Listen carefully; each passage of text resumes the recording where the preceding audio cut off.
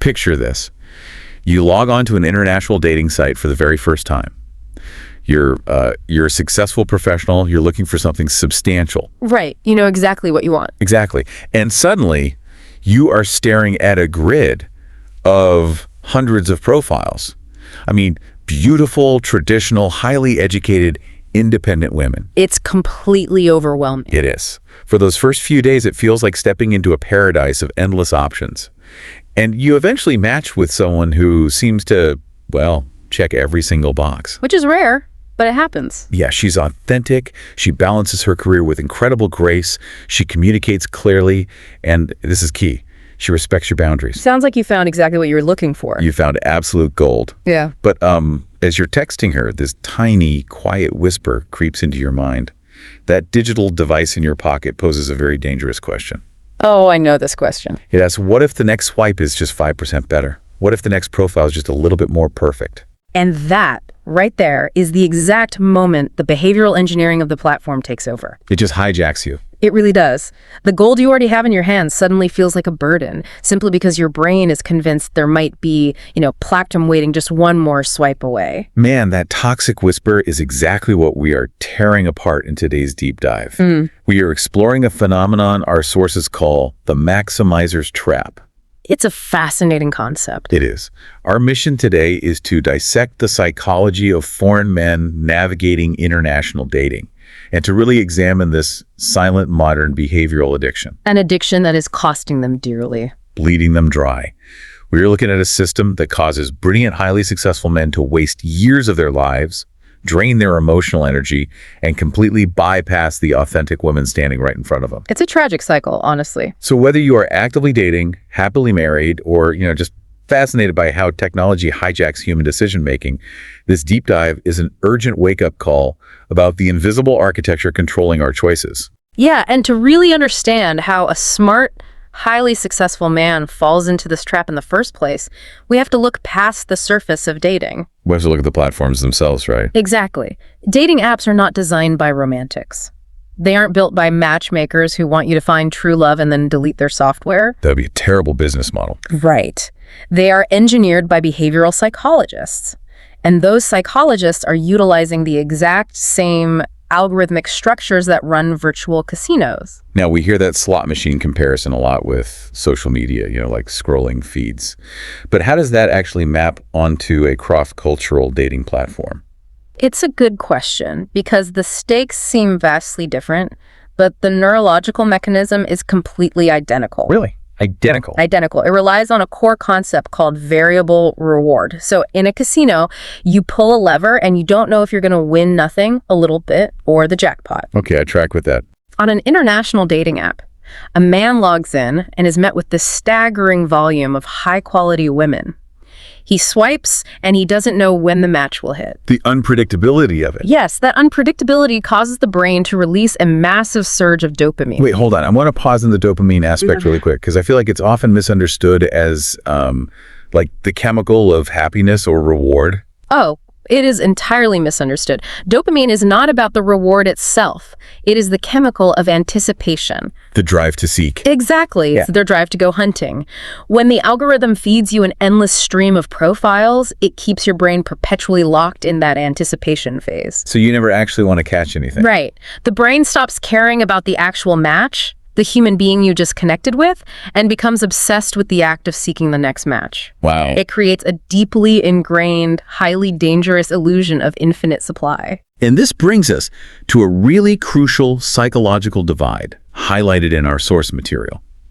Because behavioral economics splits decision makers into two very distinct camps when they're faced with choices. Satisficers and maximizers? Yes. Satisficers and maximizers. And let me tell you, this framework becomes incredibly destructive when applied to human relationships on a digital scale. It really does. Let's break down how these two operate, just so we have a baseline. The satisficer is the person who establishes rigorous, non-negotiable benchmarks. They know exactly what they want. Right. He knows his standards for character, loyalty, intelligence. And when he finds a woman who meets those high benchmarks, he stops searching. He anchors down. Exactly. He shifts his energy from searching to building. But the maximizer, on the other hand, operates under a completely different directive. A much more exhausting directive. The maximizer is driven by this need for absolute flawless optimization. Perfection. Yeah, perfection. He feels compelled to examine every single option in that infinite ocean, just to ensure his choice cannot possibly be topped. Okay, I have to play devil's advocate here for a second, though. Go for it. If we are talking about finding a life partner, the person you are going to spend decades with, shouldn't a man be a maximizer? It sounds logical on paper, sure. Right. Shouldn't he want the absolute best possible match? Why do our sources make such a massive point that these platforms turn men into toxic maximizers? Because the concept of the absolute best in human relationships is a moving target. A moving target. Yes. In an environment of artificial infinity, like a dating app, the finish line just keeps moving. Why this becomes toxic is that it fundamentally rewires how you perceive another human being. Oh, this is the dark part. It really is. You stop viewing a woman as a unique flesh and blood individual with complexities and a soul. You start viewing her as catalog inventory. Yes. You view her as a collection of specks on a screen. That is so deeply dehumanizing. It is. And the problem with applying the maximizer mindset to an app is that the ocean of options feels so vast, finding actual contentment becomes neurologically impossible. Because there's always another swipe. Always.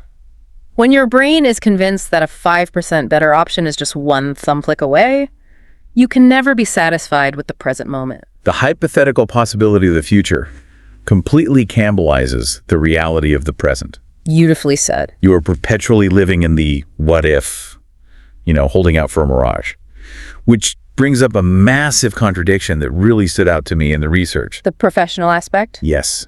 The men who are falling the hardest into this specific trap are often elite decision makers in their daily lives. Oh, absolutely. We're talking about business owners, corporate executives, senior engineers. If these guys are crushing it in the boardroom, right, and making high-stakes decisions every single day, why is their brain completely misfiring when the asset is a relationship? Because they abandon the logic that made them successful.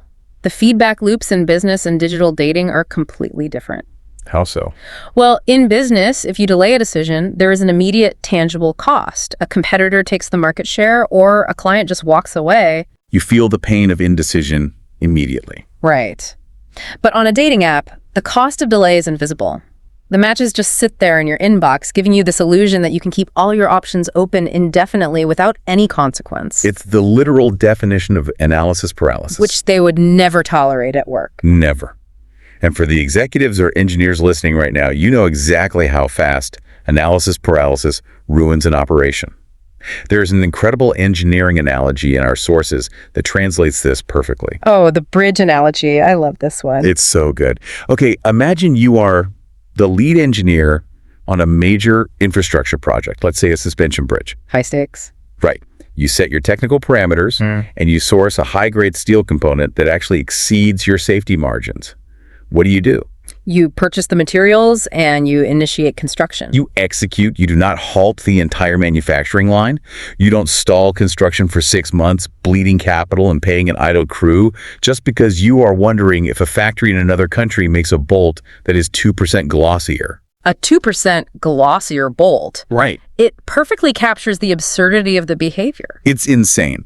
If a CEO kept a major enterprise acquisition indefinitely open to constantly entertaining endless low-level pitches, instead of closing the deal on a premium asset, the board of directors would fire him for gross inefficiency. They would remove him immediately because he is paralyzed by the illusion of infinite market options while his premium competitors are snapping up all the top-tier assets. Exactly. Yet these brilliant men treat a premium, authentic woman, a woman who checks every single one of their core boxes, like an unvetted RFP. An RFP just left open on their desk forever. Yes, a request for proposal that never closes. They treat a flawless relational foundation like an incomplete blueprint. And they just stare at it. They refuse to break ground and pour the concrete because they are obsessed with minor superficial iterations instead of building equity. Do you want the glossier bolt? They want the glossier bolt, and in doing so, they sacrifice the entire structure of a potential life together. The word equity is key there. In a successful business, you build equity over time. But by constantly searching for a slightly better starting point on an app, you build zero relational equity. None at all. You're constantly at square one. So what is the real-world cost of treating a relationship like an open RFP? I mean, it goes far beyond just lost momentum. Oh, the cost is devastating. The real tragedy we see in the data is the squandering of a man's most valuable, non-renewable asset, time. Time. The one resource the algorithm cannot replenish for you. Never. The sources detail the reality of expats and foreign men who admit to being on these international sites for 3, 5, or even 7 years. 7 years, it's staggering. 7 years of swiping. During that time, they have had brilliant independent women try to build something real with them. But the men wouldn't commit. Right, because the men were addicted to the variable reward. They were addicted to the anticipation of the next swipe, so they treated these incredible women like mere contingencies. They place them in a perpetual holding pattern. Just orbiting. Yeah, they lag on replies, they keep their profiles active just in case, and they outright refuse to offer exclusive commitment. And the mechanism behind why they stay in that loop is fascinating to me. They hit a normal relationship milestone, or maybe just a minor, cultural misunderstanding. A normal friction. Exactly, normal human friction. Yeah. And instead of navigating it, they retreat. They think, well, why should I do the hard emotional work of communicating through this when I have 10 other matches waiting in my inbox who don't demand any effort right now? That is the insidious nature of the app. It offers a frictionless fantasy. And that fantasy makes the very normal, healthy friction of real-world relationships feel like a burden. A burden they just don't want to carry. Right. But this is where we have to shift our focus for a second to the psychology on the other side of the screen. The women. Yes. The woman in this scenario is not a passive participant. Right. We are talking about highly educated sovereign women. What is actually happening in her mind while this guy is stalling and looking for glossier bolts? Well, if she is a high-value, authentic woman, she possesses a distinct psychological fortitude. She senses the hesitation immediately. She doesn't need to check his phone. No, she doesn't need to see his screen time to know she's being treated as a backup plan. Because she knows her worth, she realizes that a man who cannot recognize her value without comparing her to 100 other profiles is not a man who can offer a stable partnership. So what is her response? I mean, does she try to prove her worth to him? Does she fight for it? She absolutely does not. Wow. She doesn't beg for attention. She doesn't initiate a dramatic argument to force a commitment out of him. She simply, calmly closes the door. She just walks. She walks away. She goes to find a peer who actually recognizes her value, or she simply chooses her own peace of mind over his casual, half-hearted energy. Which leads to a very, very sobering aftermath for the maximizer. The crash is inevitable. It is, because eventually the dopamine fog lifts. The man wakes up and realizes that while he was holding out for a theoretical 5% improvement, he traded solid gold for a handful of digital glitter. Digital glitter, that's exactly what it is. By the time he looks up from the screen, she is gone. And he is left staring at a cold phone, entirely alone. It is the ultimate consequence of the maximizer's trap. You hold out for absolute perfection and you end up with absolutely nothing. Because it doesn't exist. Exactly. Perfection does not exist in human beings. So how do you escape this loop before the clock runs out? Because, I mean, you can't just delete the app and hope your brain miraculously resets itself. No, the neural pathways have been deeply trained to seek. Escaping requires a fundamental shift in how you operate on a daily basis. So what's the shift? It requires a profound shift in how you define value itself. True value is never found in the sheer quantity of your options. Right. The turning point occurs when you realize that value is found in your capacity to recognize a masterpiece when it is sitting right in front of you.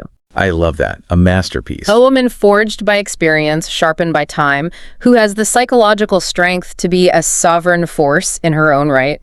She is offering a partnership, not an audition. Not an audition. Man, recognizing that reality is the only way out of the digital trap. It really is. That is the ultimate takeaway from this deep dive. If you take nothing else from this discussion today, imprint this into your mind. The grass isn't greener on the other side of the app. The grass is greener where you choose to pour your water, your focus, and your exclusive commitment. You have to cultivate the ground you are actually standing on. Yes. But we do need to deliver a very real warning here regarding the timeline. The clock is ticking. It is, because the internet is a master of temporal deception. It provides this highly comforting illusion of infinite youth and infinite time. You swipe, you see endless faces, the interface never ages. And you feel immortal. It feels like the market will always be exactly as vibrant as it is today. But reality always collects its debt. Always. If you do not break this addiction, if you let the behavioral algorithm consume your finest, most decisive years, you will face a harsh awakening. What does that awakening look like? A decade from now, that infinite ocean will have dried up. The authentic, high-value women will have long since married the decisive satisficer men who actually chose them. The guys who bought the steel and built the bridge. Exactly. Or those women will have built their own empires entirely alone, perfectly content. And what about the maximizer? The maximizer will be older, his energy will be totally depleted, and he will be left holding a phone full of empty matches and a massive mountain of quiet regret. A mountain of quiet regret. Because he assumed she would wait on the benches while he played the field. And a woman who respects herself never waits on the benches. Time waits for no one. And neither does a person who truly values their own life. Which brings us directly to you, the listener. I want to pose a challenge to you right now. It's time for some honesty. It is. Step back and ruthlessly examine your own behavior over the last year. Be brutally honest with yourself. Are you keeping one foot out the door in your connections? Are you secretly checking the market? Yes. Are you checking the market while a decent, authentic woman is pouring her genuine effort into you? Are you treating a graceful, patient person like a placeholder for a fantasy that doesn't actually exist? Basically, are you stalling the project to look for the 2% glossier bolt? Exactly. Because if you are, you need to know that you still have a window of time. The door hasn't closed yet, but the hinges are moving. The clock is ticking down. You have to make a choice before the clock runs out. Wake up from the dopamine loop. Close the apps, delete the profiles, look at the absolute gold sitting in front of you, and anchor down. It takes courage. It does. Claim your future by investing your energy into a real-world reality instead of hunting a mythical digital illusion.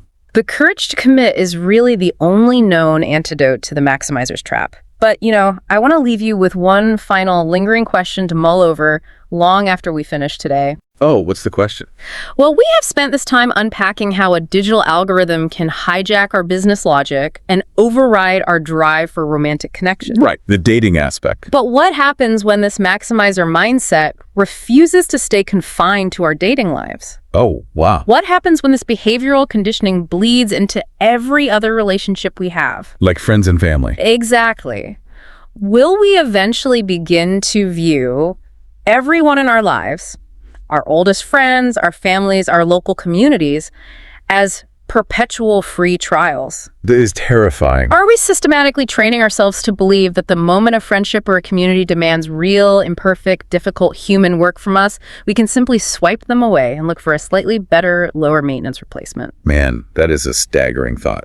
The idea that we are actively conditioning our brains to view all human connection as disposable inventory. Just waiting for the next best thing. Constantly waiting for that toxic whisper.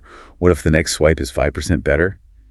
We have to fiercely guard our humanity against the algorithm. We really do. Well, thank you for joining us on this deep dive. I hope this exploration provided some clarity and, honestly, maybe even a necessary wake-up call. It's a hard truth, but a vital one. Absolutely. Rest well, clear your mind, and make the choices today that your future self will thank you for.